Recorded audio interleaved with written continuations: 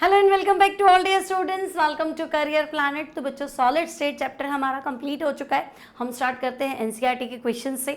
NCERT Intex से चालू करेंगे बच्चों। आज हम डिस्कस करेंगे एनसीईआरटी इंटेक्स 1.1 से लेके 1.10 तक 10 क्वेश्चन करेंगे, फटाफट सॉल्व करने हैं और बिल्कुल सिंपल क्वेश्चन है बच्चों। क्वेश्चन नंबर 1, पहला क्वेश्चन बच्चों आपके पास है, ठोस कठोर क्यों होते हैं? आपको जवाब देना है वाई सॉलिड्स आर हार्ड, ठोस कठोर क्यों होते हैं। तो बच्चों कठोर मतलब मजबूत है, हार्ड है ना, टूट नहीं रहा है ना, कणों के बीच में क्या है, गैप नहीं दिख रहा है, इसलिए तो हार्ड है। अगर दो कणों के बीच में दूरी है तो हम थोड़ा सा उसको प्रेस करेंगे तो क्या होगा, कण पास पास में आ जाएगा, दब जाएगा। वो दब ही नहीं रहा है, असंपीड्य है, कठोर है।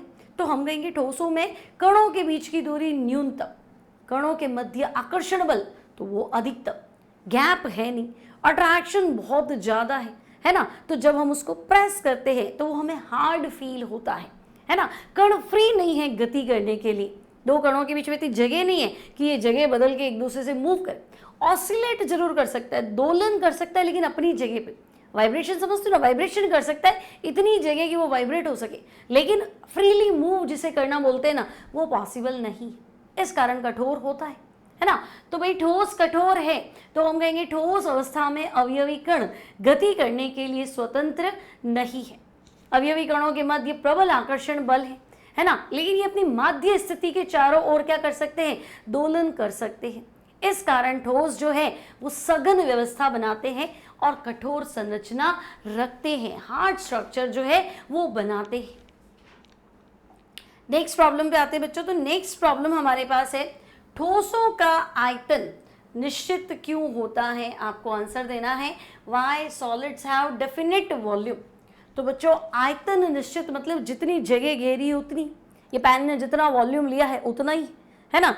अब अनिश्चित आयतन जैसे द्रव है तो हम कहेंगे चलो द्रव में फिक्स होता है, गैस है तो हम कहेंगे वॉल्यूम फिक्स नहीं होता, क्योंकि कण तो लगातार क्या करते जा रहे हैं, मूव करते जा रहे हैं। तो बच्चों अगर कणों के मध्य दूरी बहुत ज़्यादा है तो वो लगातार मूव कर रहे हैं, हम कंप्रेस करके उनको पास में भी ला सकते और हम फ्री कर दे तो वो फैल भी सकते। लेकिन ठोसों के मध्य तो हम कहेंगे दूरी नहीं है, गैप ही नहीं है। अगर हम उसको प्रेस करते, अगर हम उसको दबाते तो अण हिलते ही नहीं है, अपनी जगह पे ही रहते, इसलिए उनका आयतन क्या होगा, निश्चित होगा, है ना। तो बच्चों ठोसों में अवयवी कण अपनी प्रबल स्थितियों, अपनी स्थितियों में प्रबल आकर्षण बल से बंधे रहते हैं। अणुओं के मध्य दूरी या अंतर आणविक दूरी को अगर मैं दाब बढ़ाऊं या दाब कम करूं तो ये जो दूरी है ये अप्रभावित रहती है। कणों के बीच बीच में जो गैप है ना वो फिक्स है, इसलिए इनका आयतन क्या होता है, फिक्स्ड होता है, सर्टन वॉल्यूम होता है। नेक्स्ट प्रॉब्लम पे आते हैं बच्चों। थर्ड क्वेश्चन है, निम्नलिखित को अक्रिस्टलीय तथा क्रिस्टलीय ठोसों में वर्गीकृत कीजिए। तो बच्चों पॉलीयूरिथेन ये पॉलीमर है, बहुलक है। तो बहुलक जनरली क्या होते हैं, अमॉर्फस होते हैं, अक्रिस्टलीय होते हैं। फिर नैफ्थेलीन, तो देखो नैफ्थेलीन थोड़ा सा कंट्रोवर्सी है, कई जगह आपको नैफ्थेलीन जो है एनसीईआरटी की साइट्स में भी नैफ्थेलीन अमॉर्फस दे रखा है ना। लेकिन नैफ्थेलीन जो है बच्चों वो वाइट सफेद क्रिस्टलीय ठोस है, क्लियर। तो हम कहेंगे नैफ्था बॉल्स जो है, नैफ्थेलीन बॉल्स जो है वो क्रिस्टलीय ठोस है, कलर में कैसा होता है, वाइट होता है, ठीक है। तो ये क्रिस्टल में जाएगा। बेंजोइक अम्ल, तो बच्चों सुई के समान क्रिस्टल होते हैं, तो बेंजोइक अम्ल फिर से क्रिस्टल में जाएगा। टेफ्लॉन, तो टेफ्लॉन होता है एक्चुअली पीटीएफई, पॉली टेट्राफ्लोरोएथीन, है ना। टेट्राफ्लोरोएथीन का बहुलक होता है, पीटीएफई बोलते हैं, पॉली टेट्राफ्लोरोएथीन। ये नॉन स्टिक कुकवेयर है ना, जो क्या बोलते हैं हम, इडली नहीं, डोसे बनाने का जो तवा है ना, जिसमें खाना नहीं चिपकता है, नॉनस्टिक कुकवेयर जो है बिल्कुल काले रंग की कोटिंग होती है, वो ब्लैक कोटिंग जो है वो टेफ्लॉन की होती है। ये इसको नॉनस्टिक नेचर प्रदान करता है, कुछ भी चीज़ उसको चिपकने नहीं देता है। तो हम कहेंगे ये भी क्या है, बहुलक है, एक तरह से बहुलक है तो अक्रिस्टलीय है। फिर पोटेशियम नाइट्रेट KNO3, तो बच्चों पोटेशियम नाइट्रेट K+NO3-, तो ये तो आयनिक कंपाउंड है। आयनिक कंपाउंड हमेशा क्या होता है, क्रिस्टलीय होता है। सेलोफेन, तो भाई ये अर्धपारगम्य झिल्ली की तरह काम करने वाली एक मेम्ब्रेन टाइप है ना। तो हम कहेंगे ये भी अक्रिस्टलीय ठोस है। पॉलीवाइनिल क्लोराइड, आपने पाइप देखे हैं घरों के बाहर, पीवीसी पाइप, तो पीवीसी पाइप क्या है, अमॉर्फस है, अक्रिस्टलीय ठोस है, बहुलक है। फिर रेशा कांच, तो कांच भी हमारा क्या माना जाएगा, कांच तो अक्रिस्टलीय है, बताने की जरूरत ही नहीं है। और तांबा, कॉपर, तांबा यानी कॉपर ही हुआ ना, तो कॉपर क्या है, तो हम कहेंगे कॉपर तो धातु है, और धातु मतलब क्रिस्टलीय ठोस है। ठीक है, तो भाई अक्रिस्टलीय में क्या आएगा, तो पहला पॉलीयूरिथेन तो इधर आएगा, है ना, नैफ्थेलीन तो उधर जाएगा बच्चों, बेंजोइक एसिड इधर आ जाएगा, टेफ्लॉन आपका इधर आ जाएगा। ठीक है, फिर पोटेशियम नाइट्रेट जो है वो क्रिस्टलाइन में जाना चाहिए, सेलोफेन जो है वो अमॉर्फस में आना चाहिए, अक्रिस्टल में, पॉलीवाइनिल क्लोराइड भी इधर ही आना चाहिए, और क्या बचा, रेशा कांच वो भी इधर आना चाहिए, है ना, तांबा तो भाई क्रिस्टल में आएगा, और नैफ्थेलीन, हाँ इन्होंने भी देखो यहाँ दे दिया है ना गलती से, तो नैफ्थेलीन भी बच्चों क्रिस्टल में आएगा। ठीक है, तो नैफ्थेलीन क्रिस्टलीय ठोस है। नेक्स्ट क्वेश्चन में आते हैं, फोर्थ प्रॉब्लम बच्चों, कांच को अतिशीतित द्रव क्यों माना जाता है, तो भी कांच को सुपर कूल्ड लिक्विड, अतिशीतित द्रव क्यों मान रहे हैं, तो द्रव मतलब जिसमें बहने का गुण है, कांच में बहने का गुण है, तो हम कहेंगे हाँ है। आप पुराने जमाने के कांच देख लीजिए, खिड़कियां देख लीजिए, दरवाजे देख लीजिए जिसमें कांच लगे हुए, तो बच्चों वो जो स्लाइडर्स वगैरह ना वो खराब हो जाते हैं थोड़ा टाइम बाद में, आप देखो 10-20 साल बाद स्लाइडर जो है वो काम नहीं करता है। क्यों, क्योंकि उसका कांच जो है वो नीचे से मोटा हो गया। अब नीचे से कांच थिकनेस क्यों हुआ, मोटा क्यों हुआ, अदर स्थल बॉटम पार्ट से कांच थिक क्यों हो गया, क्योंकि कांच में बहने का गुण है। हालांकि इतना स्लो है कि बहुत साल लग जाते हैं, है ना, तो बहुत साल लग जाते तो धीरे धीरे वो क्या करता है, लिक्विड तो है ही, है ना, लेकिन वो फ्लो कर रहा है, बहुत धीमा फ्लो कर रहा है, तो दिख रहा है आपको सॉलिड है, एक्चुअली वो क्या है, सुपर कूल्ड लिक्विड है। ठीक है, तो बच्चों कांच में द्रव का अभिलाक्षिक गुण क्या है, तो हम कहेंगे बहने की प्रवृत्ति, कांच भी बहने की प्रवृत्ति दर्शाता है, हालांकि मंद गति से बहता है। पुरानी इमारतों की खिड़कियों और दरवाजों में जड़े हुए शीशे जो है वो निरपवाद रूप से शीर्ष की अपेक्षा अधस्थल में किंचित मोटे पाए जाते हैं, है ना, बॉटम पार्ट, अधस्थल मतलब बॉटम पार्ट, लोअर पार्ट। ठीक है, ऐसा इसलिए होता है क्योंकि कांच अत्यधिक मंदता से नीचे प्रवाहित होकर निचले भाग को क्या कर देता है, मोटा कर देता है। ठीक है, कांच का जो निचला भाग है वो आपको थिक मिलेगा, इसलिए कांच क्या है, तो हम कहेंगे सुपर कूल्ड लिक्विड है, अति शीतित द्रव है। देन बच्चों नेक्स्ट प्रॉब्लम आपके पास है 1.6 में आ जाते हैं, एक ठोस के अपवर्तनांक का सभी दिशाओं में समान मान प्रेक्षित होता है, तो इस ठोस की प्रकृति पर टिप्पणी कीजिए और क्या यह विदलन गुण दर्शाएगा। तो बच्चों पहले तो एक बात समझो कि अपवर्तनांक जब इसने मापा तो ये क्या देख रहा है कि हर दिशा में मान समान होता है। भाई अगर मैं दो प्रकार के ठोस की बात करूं, है ना, लॉन्ग रेंज ऑर्डर और शॉर्ट रेंज ऑर्डर, दीर्घ परास वाले क्रिस्टल ठोस जिन्हें हम क्रिस्टलीय ठोस कहते हैं, और लघु परास व्यवस्था वाले ठोस जिसे हम अक्रिस्टलीय ठोस कहते हैं। तो बच्चों अगर मैं क्रिस्टल की बात करूं तो परफेक्ट ज्योमेट्री, निश्चित ज्यामिति, अवयवी कणों की निश्चित व्यवस्था, हर कण अपनी जगह पे बैठा है। तो अगर मैं अलग अलग दिशा में भौतिक गुण का मापन करूं तो मुझे अलग अलग मिलेगा, दिशा बदल गई, वैल्यू चेंज।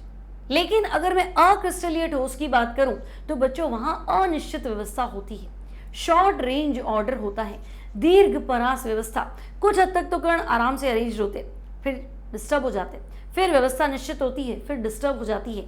लेकिन जब मैं कोई भी भौतिक गुण, चाहे यहाँ पे अपवर्तनांक दिया है, मैं चालकता हो, तनन सामर्थ्य हो, यांत्रिक सामर्थ्य हो, है ना, कुछ भी फिजिकल प्रॉपर्टी को मेजर करूं तो मुझे डायरेक्शन चेंज होने पे वैल्यू सेम मिलती है। लेकिन क्रिस्टल में दिशा बदलने पे मान अलग था, तो वो था विषम देशिकता, लेकिन दिशा बदलने पे मान समान है तो वो है समदेशिकता। समदेशिकता यानी समान, देशिकता यानी दिशा, हर दिशा में मान समान है। ये तभी हो सकता है जब निश्चित व्यवस्था ना हो, और ये तभी होगा जब ठोस जो है वो अक्रिस्टलीय हो, अमॉर्फस सॉलिड हो, है ना, लाइक आपको ग्लास में मिल सकता है ऐसा। ठीक है, तो हम क्या देखते हैं, तो बच्चों एक ठोस जो सभी दिशाओं में अपवर्तनांक के समान मान रखता है यानी समदेशिकता दर्शाता है, तो तो भाई समदैशिकता जो है वो अक्रिस्टलीय प्रकृति दर्शाती है। ठीक है, अब विदलन, तो बच्चों विदलन यानी अगर हम तेज धार वाले हथियार से इसको कट करते हैं, है ना, तो शार्प क्लीवेज, इस तरह का विदलन नहीं देखने को मिलेगा आपको। ऐसा ये खांचे देखने को मिलेगा। एकदम प्लेन सरफेस क्यों नहीं है? क्योंकि ये क्रिस्टल नहीं है। मतलब कि तुम्हारे पास मान लो कांच के दो ग्लास है ना, उनको सेम हाइट से गिरा दो, एक जैसे ग्लास ले लो, एक हाइट से, एक जैसे हाइट से और एक जैसे सिचुएशन में उनको गिरा दो, एक साथ छोड़ दो, तो तुम छोड़ोगे ना तो तुम देखोगे उनके टूटने का जो तरीका है वो अलग अलग है। सेम डायरेक्शन में सेम पैटर्न से टूटेगा ही, हर बार फेंकोगे तो वो अलग डायरेक्शन में अलग टाइप से वो क्या करेगा, टूटेगा, है ना, क्योंकि व्यवस्था ही निश्चित नहीं। तो व्यवस्था निश्चित है ही नहीं तो निश्चित रूप से टूटेगा कैसे? स्प्लिट होने का तरीका क्या होगा, अलग होगा। ठीक है, तो इनमें जो विदलन होता है, विदलन में टूट तो जाएगा लेकिन शार्प क्लीन क्लीवेज है ना, आपको साफ विदलन देखने को नहीं मिलेगा। बिल्कुल आपको फ्लैट सरफेस नहीं, आपको ऐसा देखने को मिलेगा। तो ये चीज है ना, कांच को काटेंगे ना तो एकदम नीट एंड क्लीन सरफेस नहीं आती है। ठीक है, तो ये गुण जो है बच्चों अक्रिस्टलीय ठोसों का है। ठीक है, ये अनियमित सतह वाले टुकड़ों में इस तरह से सरफेस जो है वो प्लेन नहीं है, इर्रेगुलर सरफेस में क्या हो जाएगा, कट जाएगा। देन ये हमारा 1.5 क्वेश्चन था। 1.6 में आते हैं। तो बच्चों उपस्थित अंतर आणविक बलों की प्रकृति के आधार पर निम्नलिखित ठोसों को विभिन्न संवर्गों में वर्गीकृत कीजिए। ठीक है, तो आपको बताना है, मतलब क्रिस्टल है, पहली बात यहाँ क्रिस्टल है और क्रिस्टल भी है। क्रिस्टल ही कह रहा है, अंतर आणविक बल कह रहा है, तो क्रिस्टल में कौन सा क्रिस्टल है? क्या आयनिक क्रिस्टल है, धात्विक क्रिस्टल है, सहसंयोजक त्रिविम ठोस वाला क्रिस्टल है या आणविक है? आणविक में बच्चों ध्रुवीय होता है, अध्रुवीय होता है और कौन सा होता है, हाइड्रोजन बंधित होता है। ठीक है, तो एक एक करके आइडेंटिफाई करना है। तो बच्चों पहला पोटेशियम सल्फेट K2SO4, तो हम कहेंगे K+SO4-2, तो ये तो आयन से, तो ये आयनिक ठोस है क्योंकि आयनिक आयंस के बीच में क्या होता है, इंटरआयनिक अट्रैक्शन होता है ना, अंतराणविक आकर्षण बल होता है। ठीक है, टिन, तो भाई ये तो धातु है, धातु परमाणुओं के मध्य धात्विक बंध है, तो ये धात्विक ठोस है। बेंजीन, तो बेंजीन C6H6, ये तो अकेला एक अणु है, 3D स्ट्रक्चर तो नहीं है ना, तो बेंजीन एक अणु है और अध्रुवीय अणु है, तो ये अध्रुवीय आणविक ठोस है। अब यूरिया, अमोनिया, जल, ये सब अणु है, यूरिया अणु है, अमोनिया भी अणु है, जल भी अणु है, ध्रुवीय भी है लेकिन हाइड्रोजन बॉन्ड भी होता है, तो ये हाइड्रोजन बंधित आणविक ठोस है। समझे भाई, यूरिया एक फॉर्मूला है ना, एक स्ट्रक्चर है, एक फॉर्मूला खत्म, है ना, वाटर H2 एक फॉर्मूला है, खत्म, एक अणु है। ठीक है, तो हाइड्रोजन बॉन्डेड मॉलिक्यूलर सॉलिड है। जिंक सल्फाइड ZnS, तो Zn+2, सल्फर -2 आयन से और आयनों के मध्य प्रबल आकर्षण है, तो ये आयनिक ठोस है।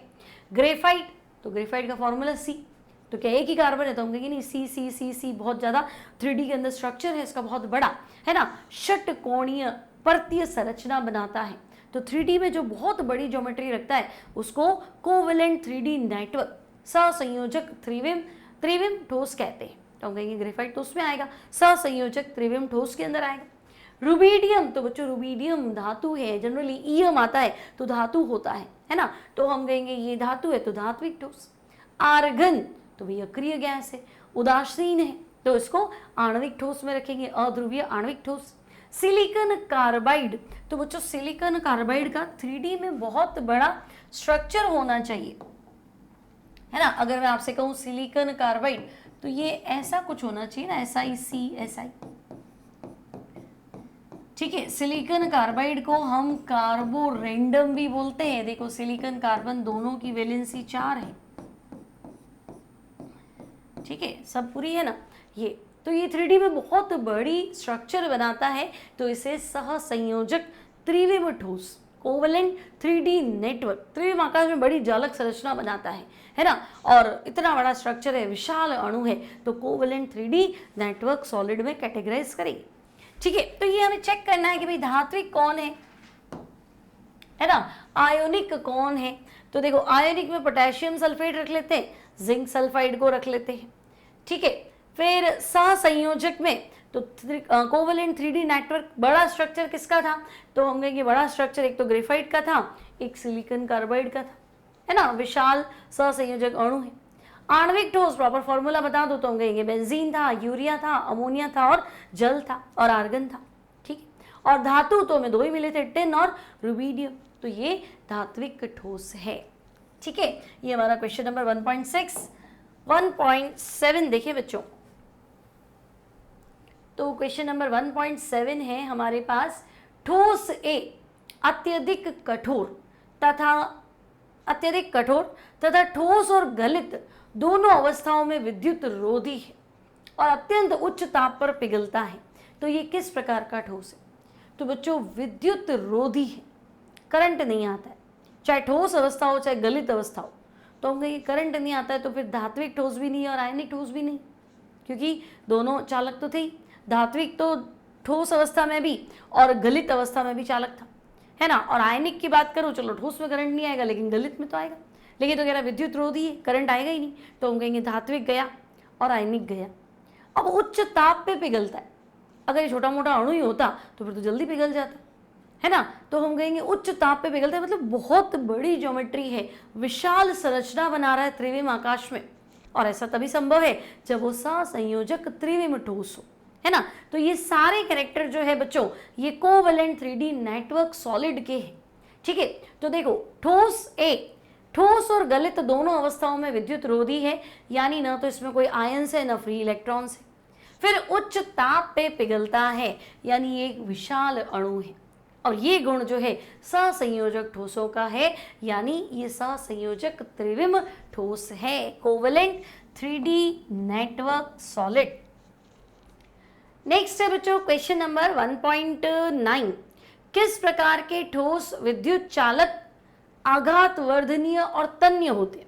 अब देखो ठोस है और चालक है, अगर मैं आयनिक की बात में, चालक में क्या था, एक तो धात्विक था और एक आयनिक था, तो आयनिक यौगिक ठोस अवस्था में चालक थोड़ा ना होते। ठोस नमक में करंट थोड़ा ना आएगा, नमक के जलीय विलयन में करंट आएगा, नमक गला हुआ होगा तो करंट आएगा, ठोस अवस्था में तो आएगा ही नहीं। तो आप तो कह रहे हो ठोस है और चालक है, तो धातु ही हो सकता है, और तो पॉसिबल नहीं। फिर आघात वर्धनीय, चोट सहन कर ले, तो धातु को तो चोट सहन करने के बाद पतली पतली शीटों में कन्वर्ट कर सकते हैं, पतले पतले तार बनाए जा सकते हैं ना, तार में बना सकते हैं, डक्टाइल एंड मेलिएबल बना। फिर तन्य, खींच सकता है, खींच जाएगा तो भी मेटल की प्रॉपर्टी है और तो किसी की नहीं। तो भाई ये सारे गुण जो हैं बच्चों, वो धात्विक ठोस के है ना। ठोस के विद्युत सुचालक होने के लिए क्या चाहिए? Free electron. ठोस अवस्था में अगर करंट आ रहा है तो मुक्त इलेक्ट्रॉन चाहिए। अब मुक्त इलेक्ट्रॉन अगर आप सोचे तो भी मुक्त इलेक्ट्रॉन आपको सिर्फ धात्विक ठोस में मिलेंगे। दैट्स व्हाई ये मेटालिक सॉलिड के कैरेक्टर्स हैं। नेक्स्ट है बच्चों, जालक बिंदु से आप क्या समझते हैं? तो मुझे बताएंगे जालक बिंदु, है ना। जालक बिंदु यानी अगर मैं पूरे 3D क्रिस्टल की बात करूं, त्रिविम जालक की बात करूं, तो त्रिविम जालक में उपस्थित वह स्थान जो किसी अवयवी कण, अब अवयवी कण में बच्चों परमाणु हो, अणु हो या आयन हो, तो त्रिविम आकाश में उपस्थित वह बिंदु, वह स्थान जो अवयवी कण यानी कि अणु, परमाणु या आयन की स्थिति को दर्शाता है, उसे हम कहते हैं लैटिस पॉइंट यानी कि जालक बिंदु। ठीक है, तो जालक बिंदु एक क्रिस्टल जालक में एक विशिष्ट अवयवी कण, चाहे वो परमाणु हो, आयन हो या अणु हो, की स्थिति को निरूपित करता है। 3D में जालक बिंदुओं की व्यवस्था एक विशिष्ट क्रिस्टलीय ठोस की ज्यामिति के लिए उत्तरदायी होती है। यानी कि बच्चों कंप्लीट स्ट्रक्चर जो है वो हमें कौन देता है? तो हम कहेंगे जालक बिंदुओं को जोड़ते जाओ तो पूरा त्रिविम जालक बन जाएगा। ठीक है, एक क्वेश्चन रह गया था अपना 1.8, इसको भी डिस्कस कर लेते हैं। तो बच्चों नेक्स्ट 1.8 हमारे पास है, आयनिक ठोस गलित अवस्था में तो चालक है परंतु ठोस अवस्था में नहीं, व्याख्या कीजिए। तो भाई गलित अवस्था में तो करंट आ रहा है, ठोस अवस्था में नहीं आ रहा है, तो हम कहेंगे ठोस अवस्था में आयन जो है वो प्रबल आकर्षण से बंधे हुए हैं, आयन्स फ्री नहीं है, फ्री नहीं है तो करंट आएगा ही नहीं, मुक्त अवस्था में नहीं है। लेकिन जब हमने उसको गर्म किया, ऊष्मा दी, तो ऊष्मा उसके आकर्षण को कम करने के काम आई, तो उस ऊष्मा को पाकर उनके आकर्षण बल कम हुए, तो आयन एक दूसरे से अलग हुए, और अलग होने के बाद में क्या होगा? धारा का चालन करेंगे। तो हम बताएंगे ठोसों की गलित अवस्था में विद्युत संचालन आयनों की गति के कारण होता है, लेकिन ठोस अवस्था में आयन गति नहीं कर सकते। क्यों? क्योंकि प्रबल आकर्षण बल के साथ ये क्या होते हैं? बंधे रहते हैं। इसलिए ठोस अवस्था में ये कुचालक ठोस अवस्था में ये कुचालक के समान व्यवहार करते हैं। क्लियर? तो भाई मूवमेंट की वजह क्या है, करंट की वजह क्या है, आयनों की गति। आयन गति कब करेंगे, जब गलित होगा। ठोस में गति क्यों नहीं करेंगे, क्योंकि आयनों के मध्य प्रबल आकर्षण है, तो फिर वो ठोस ही रहेगा, मूव शो नहीं करेगा, तो विद्युत का कुचालक। ठीक है, तो टोटल बच्चों ये 1.10 से लेके 1.1 से लेके 1.10 तक की प्रॉब्लम्स हमारी सॉल्व होगी। ठीक है, अब हम मिलेंगे नेक्स्ट क्लास में, जहां हम इसके आगे के एनसीईआरटी इंटेक्स प्रॉब्लम्स को क्या करेंगे, सॉल्व करेंगे। आई होप आपको सारे क्वेश्चन समझ में आ गए होंगे, एग्जाम में लिखने का तरीका समझ में आ गया होगा। और वैसे एक इन जनरल अगर हम देखें कि हाँ हमें हर क्वेश्चन को आंसर में क्या क्या की पॉइंट्स लेने, वो की पॉइंट्स आपको समझ में आ गए। ऐसा नहीं है कि आपको इसी तरह से बोर्ड एग्जाम्स में लिखना है, की पॉइंट्स पकड़ने के, हाँ ये बात जरूर होनी चाहिए, मेरा जो ये सवाल है इसमें ये बात जरूर होनी चाहिए, ये की पॉइंट जो मैंने समझाया है वो की पॉइंट्स है। लिखने का तरीका हर बच्चे का अलग होता है, तो आपको रटना नहीं है, अपने हिसाब से आंसर देना है, और वो भी प्रॉपर वे में। तो मिलते हैं नेक्स्ट क्लास में, till then take care and keep studying.